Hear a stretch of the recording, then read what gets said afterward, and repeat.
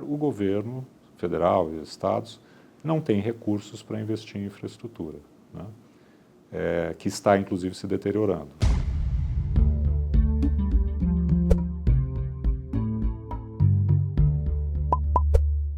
Olá, o Brasil entrevista hoje Carlos Caval, que é economista-chefe do Banco Safra. Caval tem passagem também pelo BNDES, onde atuou como diretor financeiro, foi secretário do Tesouro Nacional e tem muitos anos de atuação no mercado financeiro. Nós vamos conversar com ele hoje sobre economia brasileira.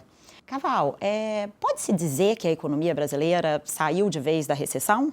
Érica, nós acreditamos que sim. Nós já tivemos 2 trimestres, o primeiro e o segundo desse ano, de crescimento positivo, o que tecnicamente é considerado a saída de uma recessão. Como se a coisa piorasse, é como se você entrasse em uma outra recessão, né? Mas daquela em que estávamos, esses 2 trimestres são suficientes para caracterizar o fim da recessão. Agora, nós imaginamos que o crescimento vá continuar ao longo desse segundo semestre de 2017. Prevemos um PIB de 0,6% esse ano e 2,5% no ano que vem, puxado nesse momento, sobretudo pela recuperação do consumo das famílias. E qual é a força dessa retomada? É uma retomada vigorosa, é uma retomada fraca, ela é sustentável? O que dá para dizer sobre, com base nos indicadores que estão disponíveis, sobre esse processo de recuperação até o momento? Eu diria que ela não é nem fraca, nem muito intensa. A palavra moderada me parece que caracteriza melhor o ritmo dessa recuperação. De um lado, nós ainda temos um legado muito negativo do passado, o desemprego ainda é muito alto, as empresas ainda estão muito endividadas e o governo está fazendo uma política fiscal bastante contracionista, o que também é verdade no caso da maioria dos estados. Por outro lado, acho que o êxito na aprovação das reformas estruturais, em que pese ainda não ter sido aprovada a reforma da Previdência, gerou condições financeiras muito favoráveis, né? E, notadamente, uma queda muito acentuada da taxa de juros, que acreditamos chegue aí a 7% no final do ano, e um quadro também favorável para o mercado de capitais. As empresas voltaram a emitir ações, emitir títulos de renda fixa. Então, acho que o contraponto que garantirá que essa recuperação tenha uma velocidade razoável, embora não muito forte, é exatamente o êxito que a combinação de uma política fiscal mais dura e reformas estruturais tem tido no sentido de gerar uma rápida desinflação e uma queda da taxa de juros para níveis que nós acreditamos vão chegar no final do ano ao mínimo histórico, né? 7% e, eventualmente, no ano que vem até abaixo disso. Esperava-se no início desse ano que a reforma da Previdência que você mencionou já estivesse aprovada, se eu não me engano, antes até do fim do primeiro semestre. Com a turbulência política, esse cenário mudou e o que são as expectativas agora? Eu lembro que falava-se muito, os economistas falavam muito que era crucial para o país aprovar a reforma da Previdência por uma questão de sustentabilidade da Previdência, até de solvência. Assim, esse diagnóstico mudou, nós ganhamos um pouco mais de tempo, quais são suas expectativas em relação à aprovação? Bom, ela é essencial e continuará sendo, mas não é a única. Nós tivemos a aprovação ainda em 2016 do teto do gasto, né?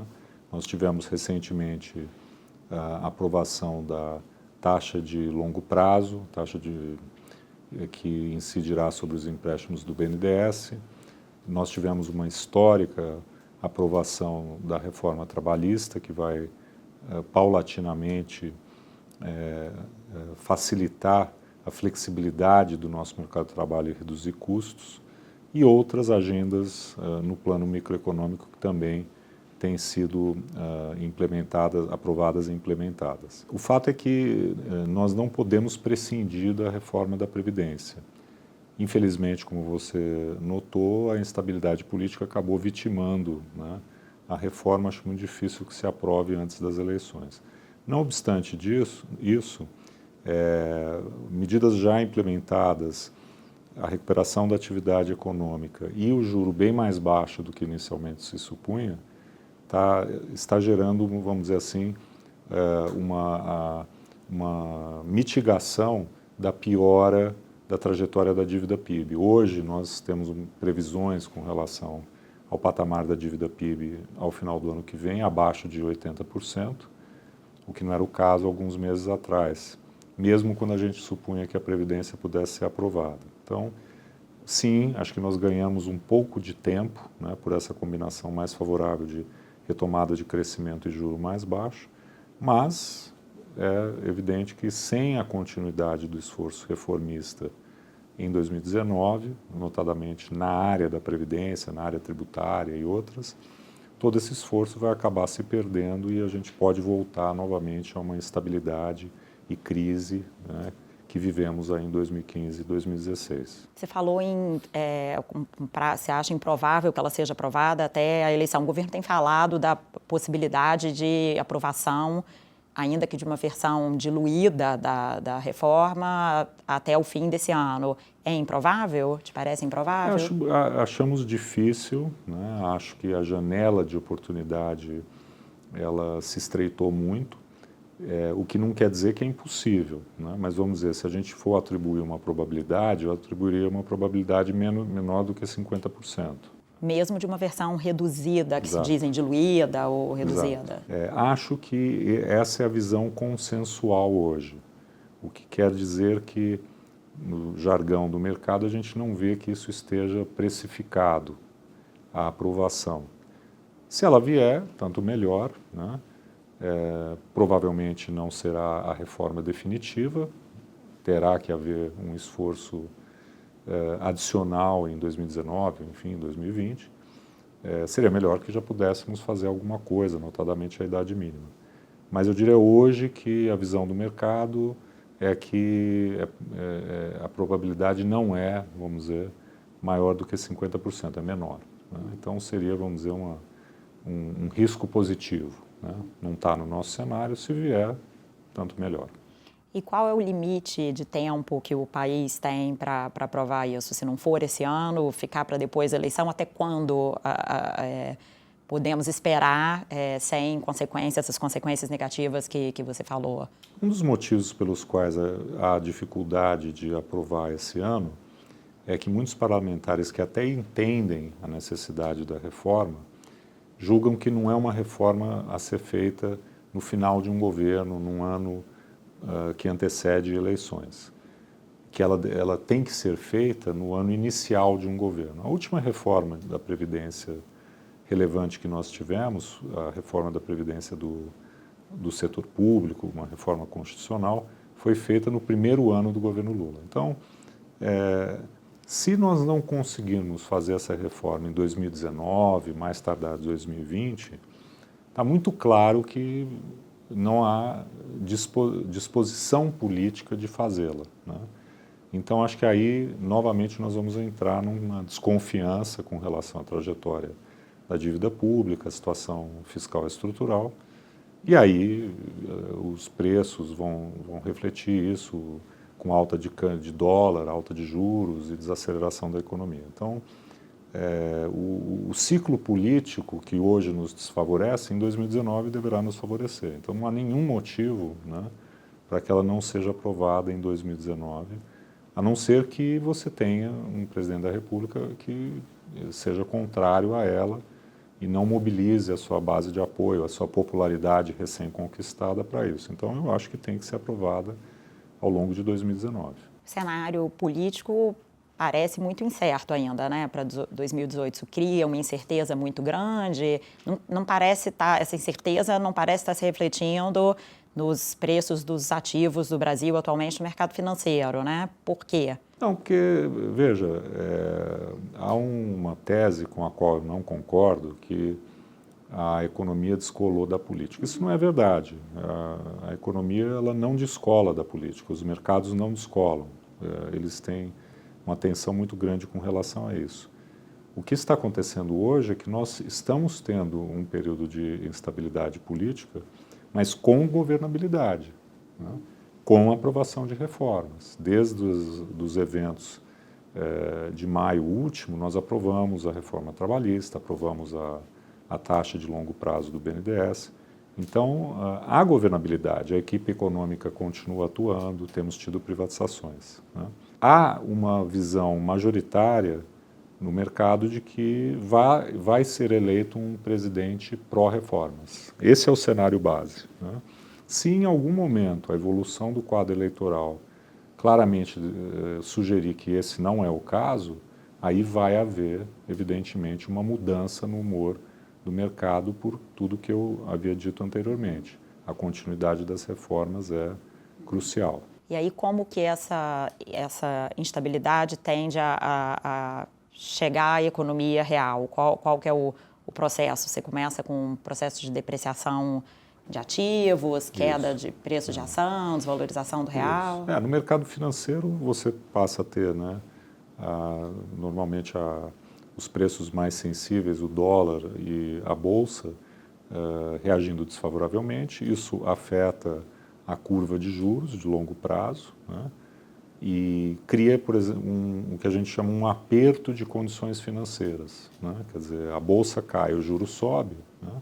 Para as empresas financiarem suas atividades, o custo aumenta e isso gera uma retração das decisões de investimento no setor produtivo e também, no final, acaba afetando as próprias decisões de consumo. Então, você transmite a piora do mercado financeiro, depois de algum tempo, ao longo do tempo, uma piora da economia real. As condições externas do mercado financeiro internacional estão favorecendo o Brasil no momento atual e de que forma? Muito. O mundo cresce de uma forma bastante saudável, mais equilibrada do que nos anos anteriores, notadamente o crescimento econômico bem mais robusto na Europa e a economia americana crescendo muito bem, em torno de 2,5%, e a China até acelerando um pouco em relação à meta de 6,5% que eles estabeleceram no ano passado. E além disso, a combinação ideal, a inflação é baixa internacionalmente, o que ainda mantém as taxas de juros num patamar historicamente baixo. Isso não dura para sempre, mas nesse momento é uma combinação que nos favorece muito e favorece aplicações de risco em países emergentes, em moedas emergentes, onde também há um cenário benigno, favorável para preços de commodities, né? Então, eu diria que o cenário internacional, o que a gente tem que torcer para que ele não mude muito, porque se ele mudar, provavelmente vai ser para pior. Acho difícil que ele fique melhor do que está. Quais são os riscos de que esse cenário mude? De onde eles vêm? É a economia chinesa? Acho que o principal vem do canal financeiro, de uma eventual aceleração do processo que a gente chama de normalização monetária, que é voltar a ter juros dentro de um patamar histórico mais elevado, né? E o que poderia gerar isso? Uma alta bem mais rápida do que o imaginado da inflação nos Estados Unidos, na Europa, enfim, né? A economia chinesa há sempre a preocupação com o nível de endividamento muito elevado das empresas, bancos, né? Então, essa é a grande incerteza, mas o governo ele tem lá um grau de controle sobre a economia que é diferente do que existe nos demais países.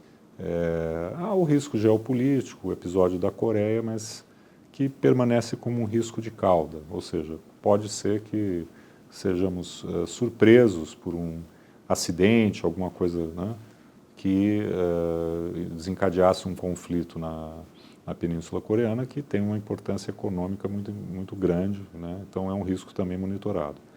Mas eu acho que o ano terminou muito melhor do que ele começou. Nós afastamos os temores com relação à dissolução da zona do euro, a eleição na França, na Alemanha, enfim. Então, até isso evoluiu favoravelmente nesse ano. Você acha que houve erro nas previsões em relação ao impacto que teria o Brexit ou a eleição do Donald Trump nos Estados Unidos para a economia? Havia um tom negativo, né, associado a esses eventos e o possível impacto deles na economia mundial. O Brexit, eu penso que não. Os efeitos negativos do Brexit, eles sempre foram pensados como muito limitados ao Reino Unido. O grande temor é que a manifestação de repúdio que o eleitor teve, então, frente aos partidos tradicionais, frente, né, ao status quo, se estendesse para as eleições na Holanda, na França, na Alemanha e no ano que vem na Itália. Isso não ocorreu. Então, vamos dizer, o fenômeno político por trás do Brexit, ele não, vamos dizer, se estendeu para os países do continente europeu. E a União Europeia hoje, na verdade, a zona do euro, mais especificamente, está, vamos dizer, mais fortalecida até do que um ano atrás. No caso dos Estados Unidos, em que pese, né, o grau, a dificuldade que o presidente Trump tem tido de aprovar medidas no Congresso, a relação difícil que ele tem tido até com o seu próprio partido, ele tem conseguido avanços numa agenda, e provavelmente terá mais, na agenda de desregulamentação e também na reforma tributária que ele quer aprovar, que reduz a carga tributária. Então, acho que, de um lado, né, as idiosincrasias do ativismo dele na mídia, enfim, que capturam muito a atenção de todos, mas isso não tem tido nenhuma influência negativa no desempenho da economia americana. E como a gestão dele é vista como uma gestão pró-negócios, né, a gente tem tido sistematicamente recordes da Bolsa Americana esse ano, e o crescimento econômico está mostrando nos últimos meses uma certa aceleração do investimento na margem, que acho que já reflete um pouco desse ambiente pró-negócios que ele quer estimular. Então, acho que aí talvez tenha havido, num primeiro momento, um certo pessimismo exagerado, né, com relação à incapacidade dele de implementar a agenda que ele se propôs lá atrás. Acho que a economia americana vai, esse ano, ter um bom desempenho e o ano que vem também. Essa liquidez do mercado internacional, esse cenário mais favorável, ele tem beneficiado as empresas brasileiras que, como você mencionou, ainda estão com um endividamento elevado, tendo que reestruturar seus balanços, ou ainda é um movimento que beneficia mais restrito a mercado financeiro, a preços de ativos apenas? Não, acho que beneficia, né? Acho que empresas, especialmente no caso do Brasil, que tem empresas que acabaram se sobreendividando, né? Vamos pegar o exemplo mais clássico e mais, vamos dizer, claro, que é a Petrobras, que se tornou a empresa mais endividada do mundo.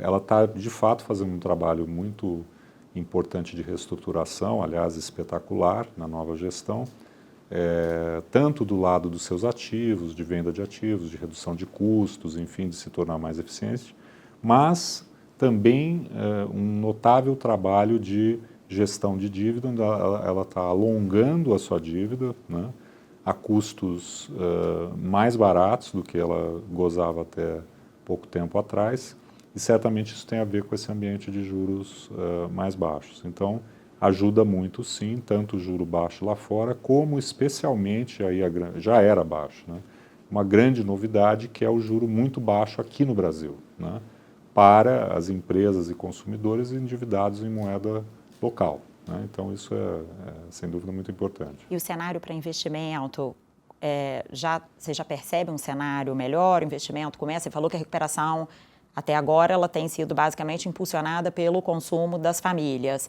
Já há um sinal de que o investimento pode ser um coadjuvante nesse processo de retomada ou ainda não? Em parte sim. No caso da indústria, há ainda uma capacidade ociosa muito grande, né? Então, é natural que o consumo seja o primeiro a se recuperar, ele ajuda as empresas a ocuparem a sua capacidade. Vamos pegar o exemplo da indústria automotiva, que foi, vamos dizer aqui, talvez primeiro tenha sentido a crise e caiu de uma forma brutal o seu nível de produção, ela está tendo uma recuperação muito favorável esse ano, inclusive ajudado pelas exportações, né? Mas isso não significa que num primeiro momento você vai já tomar uma decisão de investir, você está ocupando a sua capacidade. Isso, as máquinas que estão paradas, as plantas que estão ociosas, Agora, né? como o nível de investimento ele caiu 25%, né, a sensação é que até o nível de depreciação em alguns setores não estava sendo atendido, quer dizer, a empresa, vamos dizer, perdendo capacidade produtiva, né? E sempre há, né, novas tecnologias, a necessidade de se modernizar. Então, alguns dados ligados a, por exemplo, importação de máquinas começam a reagir. A gente tem que lembrar que um setor que é fundamental na nossa taxa de investimento é o setor de construção. Então, em primeiro lugar, construção civil, habitacional, comercial, ela ainda também está nesse momento em que você está, em primeiro lugar, vendendo estoques de imóveis construídos e não vendidos, né? Então, isso está reagindo, né? Sobretudo em São Paulo. Mas isso não gerou ainda decisões, de uma maneira relevante, de novos empreendimentos. Quando eu vou empregar pessoas para construir novas unidades, isso ainda não se sente.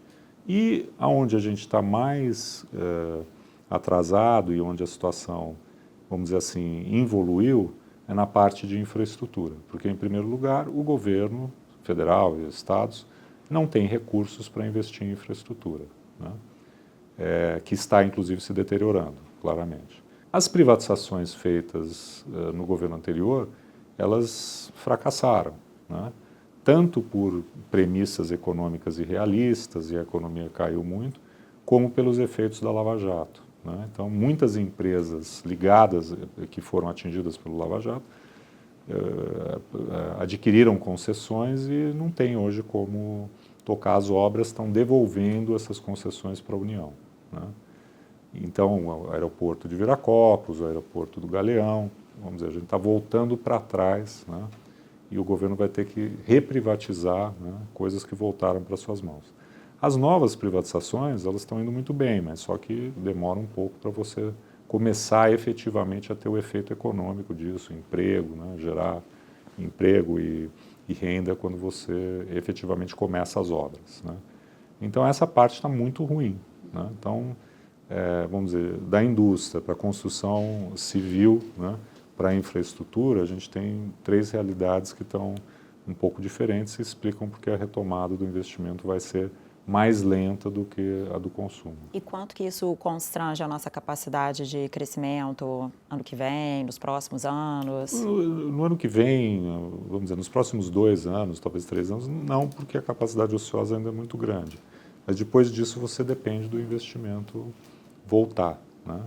Aí, o que precisa para isso, né? Primeiro você precisa ter o juro mais baixo, isso a gente já está chegando lá. Depois você tem que ter a certeza de que haverá a continuidade das reformas fiscais, que é o que vai garantir que o juro continue baixo, né? E que ele não bata lá no 7, 6,5 e volte para cima como foi lá em 2012. E para isso, evidentemente, o cenário eleitoral é o fundamental. Então, também é difícil a gente imaginar que o empresário privado tome uma decisão de investimento nova, de grande vulto, sem ter dirimido essa incerteza eleitoral. Você mencionou alguns avanços, algumas reformas que a atual gestão aprovou, entre elas a aprovação do teto do gasto, que ainda no passado, né? Ele é sustentável sem uma reforma da Previdência? Não, no não é. No curto prazo, 2018, por exemplo? Não, 2018 sim. É possível cumpri-lo? 2018, 2019 sim. Na verdade, ele resolve parte do problema, mas não tudo, né? Porque ele é um dispositivo constitucional, mas os benefícios previdenciários também estão na Constituição, né? Agora, ele vai ajudar muito na contenção daquilo que não está na Constituição, que é o quê? A parte de gastos com salários, novas contratações, concessão de subsídios, enfim. Inclusive porque uma vez descumprido o teto, o governo fica proibido de aumentar salários, fazer novas contratações, dar aumento real para o salário mínimo. Então, ele vai ajudar na disciplina em coisas que, vamos dizer assim, não sejam benefícios sociais e não sejam a previdência social. Então, de um lado, ele não faz o trabalho sozinho, mas de outro ele continuará a ser bastante importante, mesmo que aprove a reforma da Previdência. Ela, por si só, não resolve a questão do desequilíbrio fiscal. Mas sem ela, em algum momento, ele também se torna inócuo ou não? Ou Veja, insustentável? Porque o teto ele pode ser rompido. E o que acontece quando ele é rompido? O governo passa a ter uma camisa de força em relação a uma série de gastos, né? O que significa que você vai atenuar a piora da trajetória da dívida, né? Se você não aprovar a Previdência em 19, 20, etc., aí já é um sinal de que não há um consenso político, não há, vamos dizer, uma governabilidade adequada para você encarar o maior problema que o Brasil tem, que é a Previdência. Aí, obviamente, a situação toda vai se deteriorar. Ou seja, agora, se você aprovasse a Previdência sozinha e não controlasse outros gastos que o teto controla, tampouco seria suficiente. Entendeu? Então, as duas coisas são importantes. As outras reformas, a trabalhista, a mudança de taxa de juros do BNDES, quando que elas já devem ter algum efeito positivo na economia? As duas não entraram em vigência. A reforma trabalhista entra em vigência em meados de novembro e a taxa do BNDES no início do ano que vem. Então, ao longo do ano que vem e nos anos seguintes, a gente pode ter algum efeito, sim. Já no caso do BNDES, antes mesmo da aprovação da TLP, o fato de que ele já diminuiu de uma forma muito significativa a concessão de subsídios, significa que já está havendo um efeito positivo e que, a meu ver, explica também por que nós estamos conseguindo cortar a Selic muito mais do que conseguimos no passado. Então, isso acho que já há um certo efeito. A TLP, vamos dizer, ela solidifica, né, essa tendência na medida em que ela vai aos poucos eliminar os subsídios que eram concedidos fora do orçamento. No caso da reforma trabalhista, eu acredito que tem parte dos efeitos que é rápida, né, novos contratos de trabalho, o fim do imposto sindical, que vai liberar, segundo estimativas aí, 3 bilhões de reais na economia, né? Então isso são coisas que têm efeito imediato, né?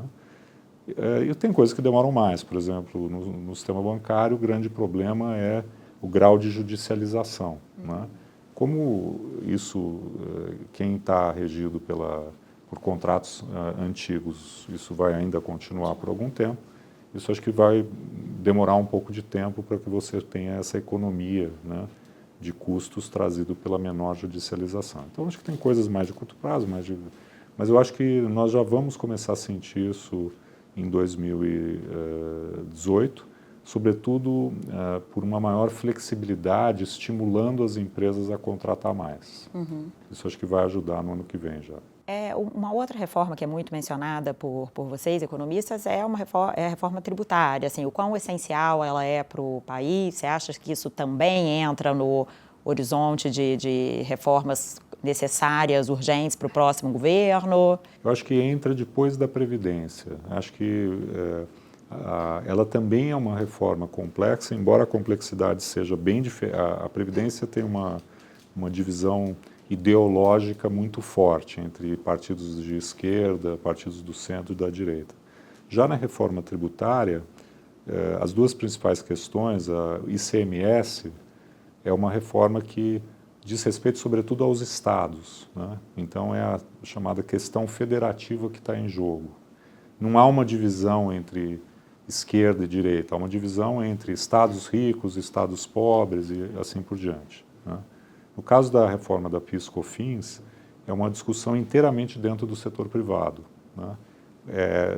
Resumidamente, vai ser um embate entre a indústria, que é sobretributada no Brasil, e o setor de serviços, que é o que mais cresce, mais dinâmico, que é subtributado. Então aparecem coisas, por exemplo, como a gente tem visto. Tributa o Netflix, como é que... e Uber, isso. Quer dizer, tudo aquilo que é novo e que cresce mais na economia tem pouca tributação, porque não era previsto um tipo de atividade desse fim. E o que a gente tributa? A gente tributa muito o carro, a gente tributa muito o bem de consumo, né? Que são setores que na economia nem crescem mais tanto quanto no passado. Então, e aí vai haver um embate muito grande entre, vamos dizer, o novo e o velho, né? E é uma discussão inteiramente, vamos dizer, dentro do próprio setor privado. Então, cada uma tem a sua complexidade, eu acho que a primeira que virá e que precisamos resolver é a Previdência. E a tributária acho que virá em seguida. Qual é a briga mais difícil entre as duas, dá para dizer? Eu acho que a Previdência ela é mais delicada politicamente para a sociedade, né? Então, essa questão da expectativa de direito, né, do aposentado, mexe com os interesses de todo mundo, né? A reforma tributária é uma coisa muito mais, vamos dizer, técnica. E que, claro, mais difícil, tanto que se fosse fácil eu já teria feito, mas vamos dizer assim que tem um desafio que está num outro nível, né? E que eu acho que vamos dizer assim, é menos constrangedora do ponto de vista político. Então, acho que, vamos dizer assim, ela seria tecnicamente um pouco mais, vamos dizer, menos difícil do que a Previdência. Como que as pessoas vão sentir a economia em 2018? Assim, o que dá para esperar em termos de crescimento, inflação, desemprego? Então, acho que vai ser um ano interessante, porque nós vamos ter algum crescimento. A gente acha que 2,5%, talvez 2,5% a 3%. Né? Então, não crescemos desde 2014, então vai ser uma novidade, né? Aliás, fazendo uma correção, não crescemos desde 2013. 2013, né? Então, a sessão começou o segundo trimestre de 2014, né? E já 2014 estava foi zero. Foi zero, então não crescemos. Com uma inflação muito baixa, a gente espera aí uma coisa abaixo de 4%, e um juro muito baixo, né? Então nós nunca tivemos essa combinação de juro baixo e inflação baixa, né? O que é muito estimulativo do consumo, né? Tanto porque o nível de renda com a inflação baixa se eleva e o juro de um dígito, 7% ou menos, que a gente vai ter, também é uma novidade, né? Então, acho que pode ter algum efeito, inclusive no quadro eleitoral, em que pese que ele ainda vai estar muito mais dominado pela questão ética da corrupção Lava-Jato. Quer dizer, isso acho que vai ser um tema aí de muita influência aí na eleição. Em relação ao desemprego?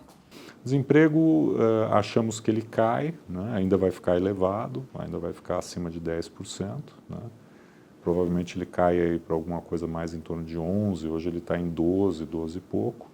E o que a gente não sabe, mas como eu já disse, pode ajudar, é que efeito a reforma trabalhista vai ter, né? A reforma trabalhista ela vai permitir várias coisas que não são permitidas hoje e que vão ajudar e estimular as empresas a empregar mais, né? Primeiro, a terceirização, que vai ser mais ampla. Segundo, contratos mais flexíveis, o trabalho intermitente, que é muito importante, né, para vários setores. E inclusive, o trabalho remoto, né? Que é algo que é cada vez mais uma realidade, mas que é feito na informalidade, né? Porque você não tem hoje um contrato de trabalho. Nosso contrato de trabalho no Brasil é um contrato de trabalho do Brasil industrial. É 8 horas, 44 horas por semana, muito pouco. Foi pensado para um país que era industrial. Hoje o Brasil é 15% indústria, né? Tem um monte de gente fazendo outras coisas que a legislação não permite, né? Então, essas pessoas ficam informais. E a ideia da lei é flexibilizar e formalizar também essas outras modalidades, novas modalidades de trabalho. Para concluir, esse cenário econômico, você acha que também vai ter influência no rumo eleitoral, no resultado eleitoral ano que vem? Ou você acha que vai ser mesmo, como você falou, muito mais dominado pela questão política, de corrupção? Se as pessoas vão votar com o bolso, vão votar... Porque as pesquisas mostram que o tema ético, o tema da corrupção, seria estranho que não fosse assim, ele, vamos dizer, há uma revolta muito grande do eleitor com essa situação, né? Ela, vamos dizer, ela acaba aparecendo como um tema que, vamos dizer, está até acima da questão econômica, né? Agora, é claro que se você ainda por cima tivesse numa situação de inflação alta, de desemprego em elevação, sem perspectiva, né, de melhora, claro que aí seria uma combinação muito mais negativa. A economia ela vai ajudar, mas não é suficiente, né? Acho que o tema aí ético, enfim, ainda vai ser bastante importante. Tá ótimo, Cavalo. Muitíssimo obrigada. Érica, obrigado. Muito prazer.